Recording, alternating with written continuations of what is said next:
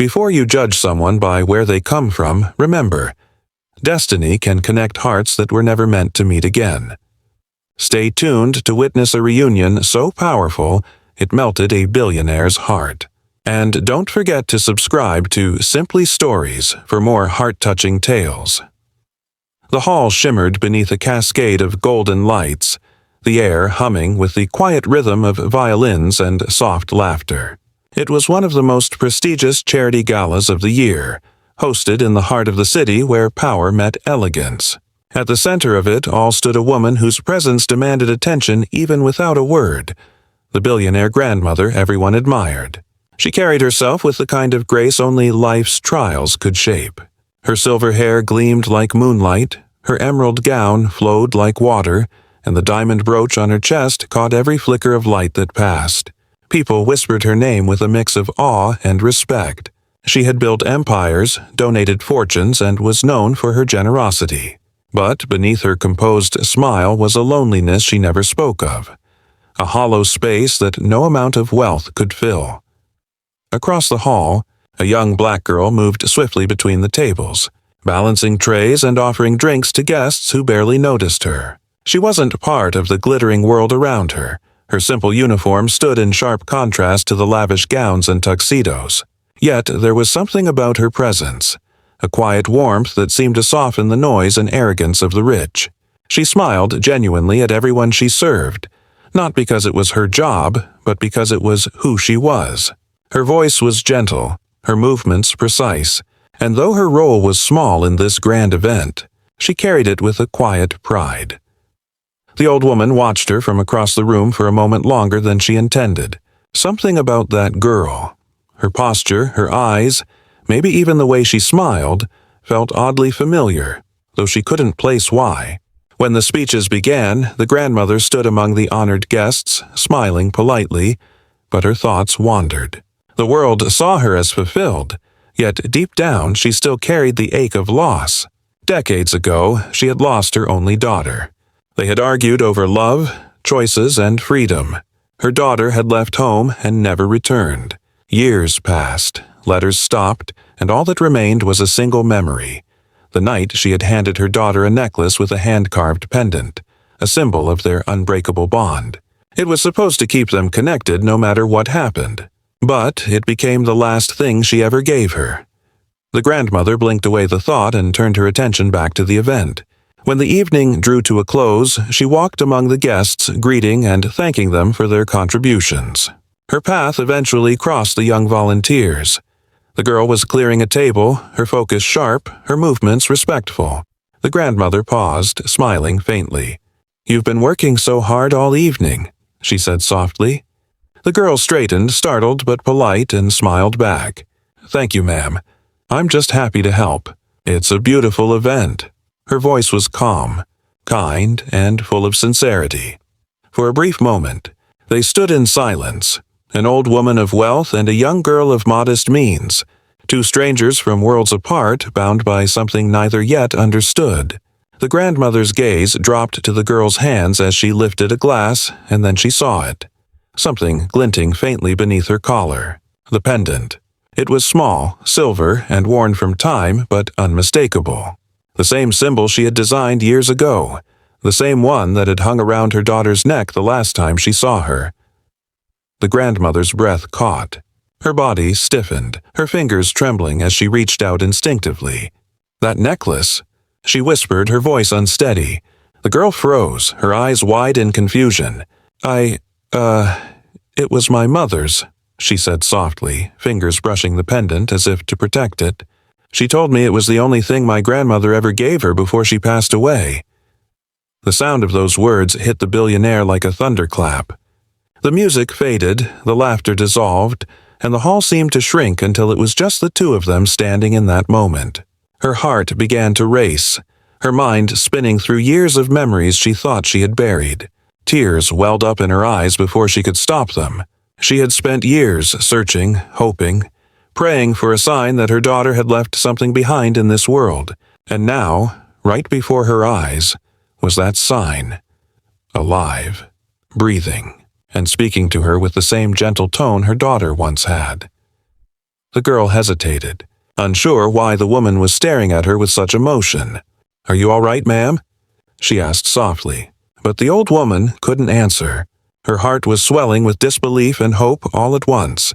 Every detail, the girl's features, the kindness in her voice, even the subtle tilt of her head, felt like echoes of someone she had loved and lost long ago. A single tear slid down the grandmother's cheek as she whispered under her breath, "It can't be. It just can't be." But deep inside, she knew it was true. She didn't know how yet, but the universe had finally brought her something she thought was gone forever. The young girl stood quietly, unaware that her life and the old woman's had just changed forever in a single glance, through a single necklace that carried the weight of love, loss, and destiny. The moment the billionaire's eyes caught the glint of that pendant, time seemed to stop. The elegant hum of the gala faded into silence. Her fingers trembled slightly as she stared at the necklace, her eyes wide and unfocused, as if the world around her had vanished. The chatter of the crowd turned into a distant murmur. Her chest tightened and a cold shiver ran down her spine. She felt her heart hammering against her ribs, every beat echoing memories she had spent years trying to forget. That necklace, she would recognize it anywhere. The unique symbol engraved on it, a delicate intertwining of a star and a rose, had been her own design, something she had created for her daughter when she turned 16. It wasn't just jewelry, it was a promise, a piece of their love, something meant to connect them forever, even if life tried to tear them apart. Her lips parted, and in a voice barely above a whisper, she asked, "Where did you get this necklace?" The young girl blinked, startled by the sudden question. The warmth in the old woman's tone had been replaced by something fragile, something breaking. The girl hesitated, unsure why this stranger's voice sounded like it carried the weight of a lifetime. "It was my mother's," she said softly, holding the pendant between her fingers. "She told me it was the only thing my grandmother ever gave her before she passed away." The billionaire felt the ground shift beneath her. Her knees weakened and she instinctively gripped the edge of a nearby chair for balance. The air in the hall suddenly felt thin, almost unbreathable. She looked at the pendant again, her mind flashing back to that stormy night decades ago. Her daughter had stood by the front door, her suitcase packed, her eyes filled with tears and defiance. They had argued bitterly about choices, about love, about freedom. The old woman had begged her to stay, to choose family over pride. But her daughter had turned away, her heart set on a life of her own. Before she left, the mother had taken off that very pendant and pressed it into her daughter's palm, whispering, "No matter where you go, this will remind you that my heart is always with you." That night had been the last time she saw her. For years, she waited for a letter, a phone call, anything. But silence became her companion. Later, a distant friend had told her that her daughter had passed away under tragic circumstances. The billionaire had been left with grief so deep it hollowed her out from within. She had everything the world could offer: mansions, luxury, fame. But the one thing she truly wanted was gone forever. And now, standing in this ballroom surrounded by strangers and champagne glasses, she was staring at living proof that her daughter had not completely disappeared from the world. The necklace shimmered under the light, and tears blurred her vision.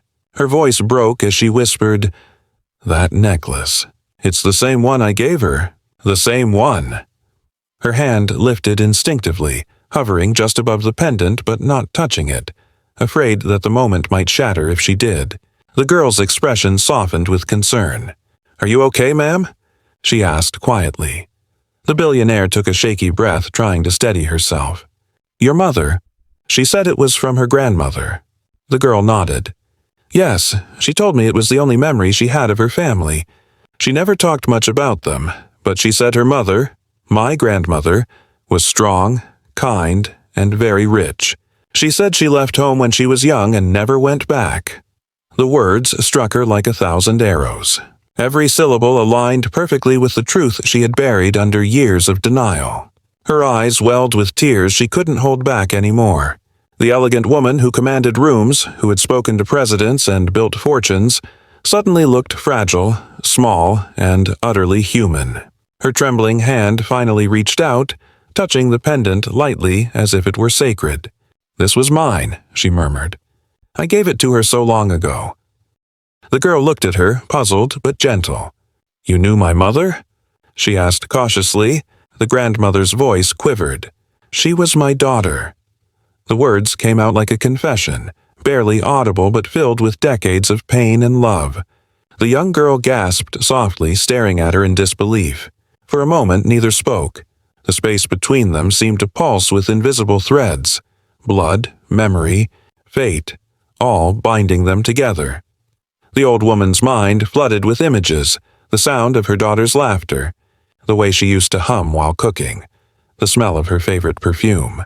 She remembered the day she was born, the promise she made to protect her, and the moment she failed to keep it.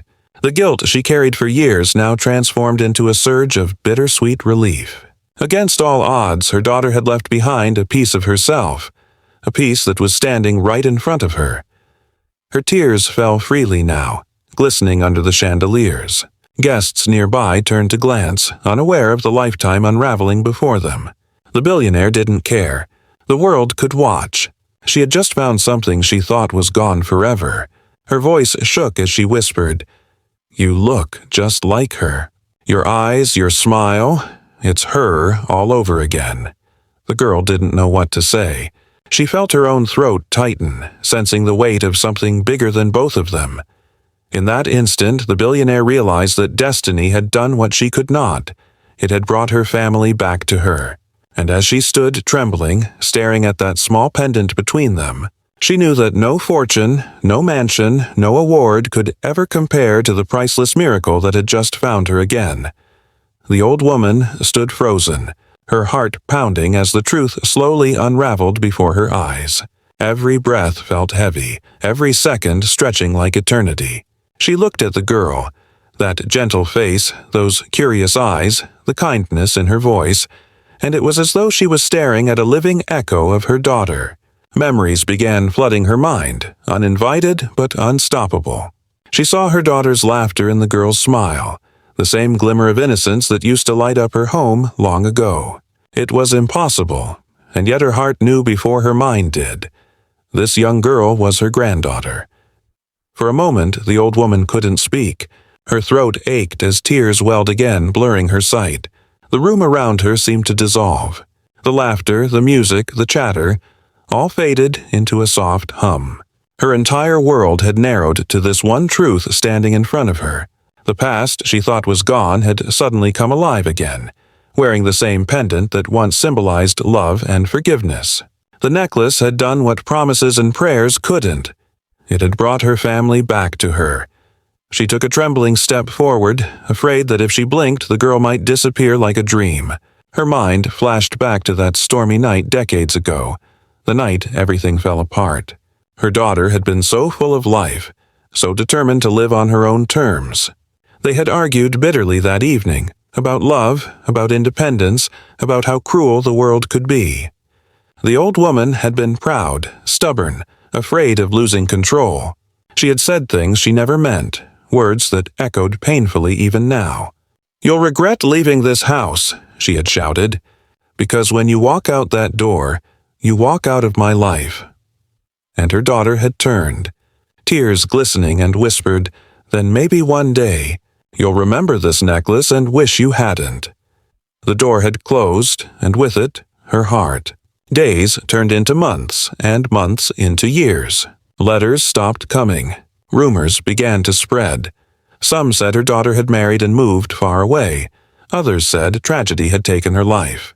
The old woman had tried to find her, hiring investigators, searching for records, sending messages that were never returned. But no trace ever surfaced. People told her to move on, to accept it, but she couldn't.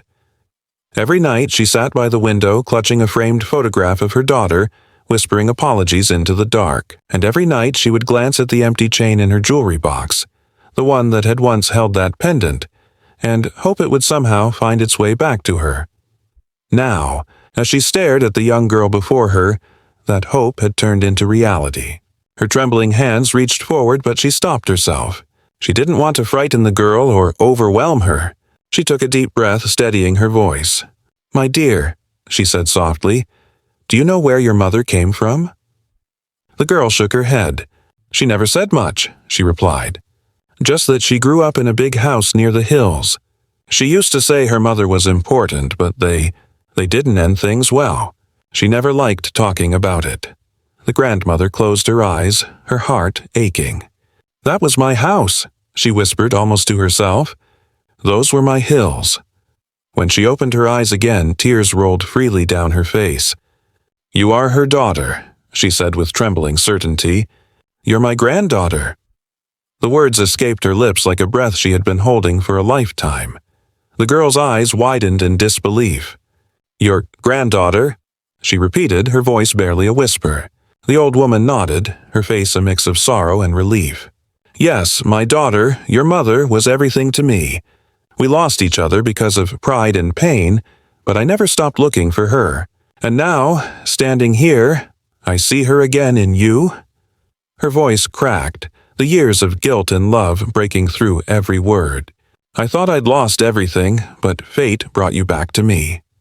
The girl stood silently, emotion flooding her face. She looked down at the necklace, her fingers trembling as they brushed over it again. "She used to touch it whenever she talked about home," she said softly. "I never understood why she kept it so close to her heart. But now, I do." The old woman stepped closer, her hand finally reaching up to rest gently against the pendant. "That necklace was a promise," she whispered. "A promise that no matter how far apart we were, love would find a way to bring us back together." Her hand moved to the girl's cheek, and the touch felt both strange and familiar, like touching a memory that had come to life. "And it did," she said through her tears. "It truly did." Around them, the gala carried on as if nothing extraordinary had happened, but in that small space, 2 generations found each other again. The young girl didn't fully understand how destiny had worked its miracle, but she felt it deeply, in the warmth of the woman's trembling hands, in the way her voice cracked with love, and in the feeling that she had just found something she didn't know she was missing. The old woman smiled through her tears, her heart finally whole after decades of emptiness. Fate had returned what life had stolen, and as she looked at her granddaughter standing before her, she realized something profound. Love never truly gets lost. It waits, quietly, until the moment it can come home again. The moment felt too big for words. The old woman's heart pounded as if trying to break free from the weight of decades spent in regret and longing. She could no longer stand still. Her frail body moved on its own, pulled forward by something stronger than logic. Love that had waited too long to be spoken. Tears streamed freely down her wrinkled cheeks as she reached out and wrapped the young girl in her trembling arms. The girl froze in shock, unsure of what to do, her mind spinning with disbelief. The warmth of that embrace felt both strange and familiar, like an echo from a story she'd never known but always carried in her heart. The grandmother clung to her tightly, her voice cracking through tears as she whispered, "You're my granddaughter. You're the only piece of my daughter I have left." The room seemed to vanish around them. The noise, the lights, the glitter of the gala, all of it faded into nothing. There was only the sound of 2 hearts beating together, the older one shaking with emotion and the younger one trying to understand what destiny had just revealed. The girl stood frozen for a moment longer before slowly raising her arms to hold the old woman back. She didn't have words, only tears. For years, she had wondered who her family truly was, why her mother always seemed to hide a sadness behind her smile. Now, in that single instant, the answer came. Not in words, but in the feeling of belonging that wrapped around her like warmth after a long winter.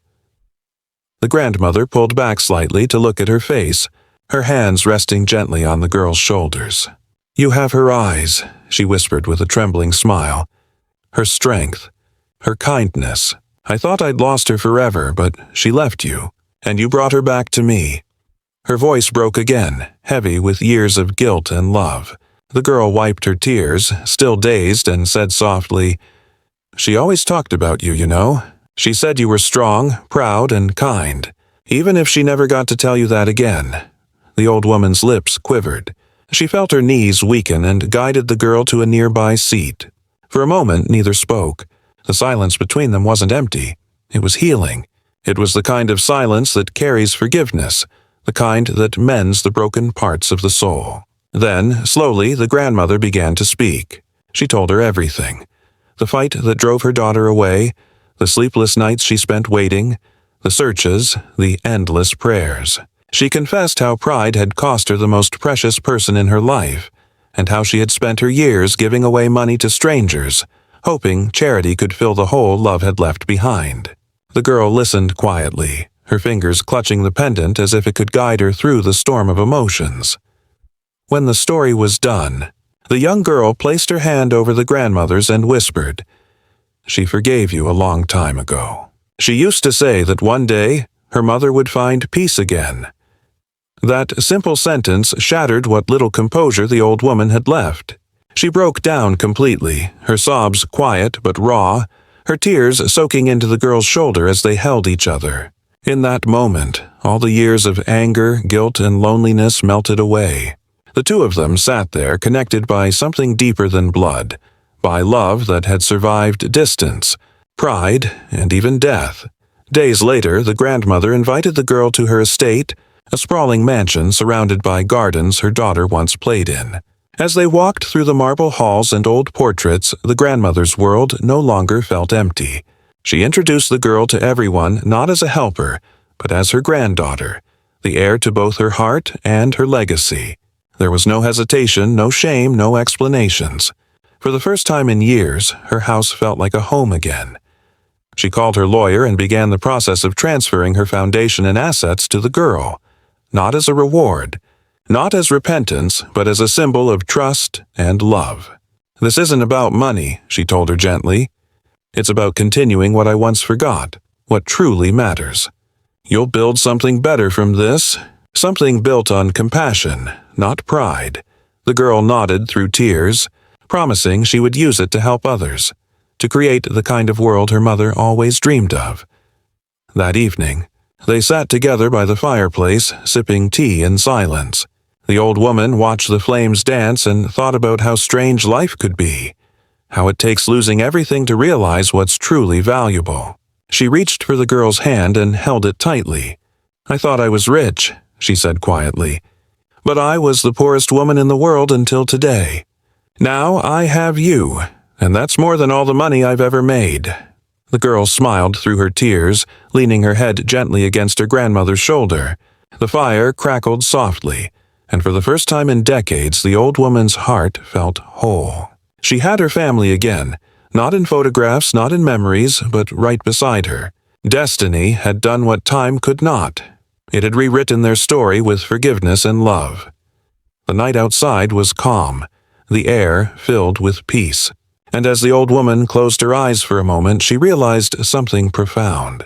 True wealth wasn't found in gold or mansions or fame. It was found in love that endures, in forgiveness that heals, and in the bonds that even death can't destroy. She had finally found her missing piece, and it was worth more than everything she had ever owned. Family is priceless. Love connects beyond race, wealth, and lost years. You never lose the ones you love. Destiny always finds a way to bring them back. True wealth isn't money. It's love, forgiveness, and the bonds we rebuild when we finally let our hearts lead the way.